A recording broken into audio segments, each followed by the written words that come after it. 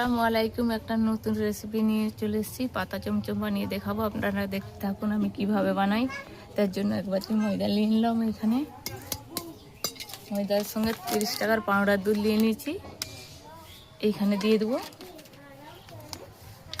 দেখতে থাকুন আপনারা আমি কিভাবে বানাই।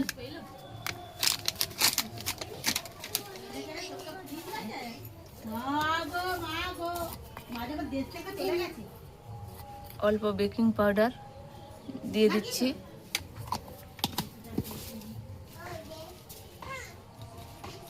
অল্প এখানে বেকিং সোডা দুটোই দিতে হবে। দিয়ে ভালোভাবে শুকনো উপকরণগুলো সব মাখিয়ে নেব। এইভাবে দিয়ে দেবো।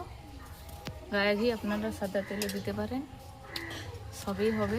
সব উপকরণগুলো এরকম ভালোভাবে দলে দলে মেখে নিয়েছি। এবার অল্প অল্প করে আগে থেকে জাল করা দুধটা দিয়ে ডোটা বানিয়ে নেবো মিষ্টির জন্য। দিয়ে দুটা বানিয়ে নেবো, একবারে দিয়ে যাবে নি, অল্প অল্প করে দিয়ে। চমচম মিষ্টির জন্য ডোটা তৈরি হয়ে গেছে, এরকম আঠালো আঠালো হবে। এবার 10 মিনিটের জন্য রেস্টে রেখে দেবো। 10 মিনিট পরে টেনে যাবে, ঠিকঠাকভাবে হয়ে যাবে। এরকম আঠালোভাবেই করতে হয়, শক্ত করলে মিষ্টিটা শক্ত হয়ে যাবে। মিষ্টির জন্য চমচম মিষ্টির জন্য কড়াইটা বসিয়ে দেবো, দিয়ে চিনি দিয়ে দেবো। এক বাটি হচ্ছে এর জন্য এখানে 1.5 বাটি চিনি দিয়ে দেবো। মিষ্টির রসের জন্য 1.5 বাটি চিনির জন্য হচ্ছে 2 বাটি এখানে পানিটা দিয়ে দেবো। এলাচ দিয়েছি 3টা ফাটিয়ে স্বাদের জন্য। হয়ে গেছে, এবার নামিয়ে নেবো মিষ্টির জন্য। রসটার জন্য মিশ্রণটা রেখেছিলাম, এরকম হয়ে গেছে। 10 মিনিট রাখতে ঠিকঠাক হয়ে গেছে, টেনে গেছে। এবার বানিয়ে নেবো একে একে। তার জন্য থালার পেছন দিকে একটু ঘি লাগিয়ে দিচ্ছি, নাহলে জড়িয়ে যাবে। এইভাবে লেচি কেটে নিচ্ছি, দিয়ে মিষ্টির শেপ দিয়ে দেবো। হাতে একটু ঘি মেখে নিলাম, শেপ দিয়ে দেবো একে একে একে বানিয়ে নেবো।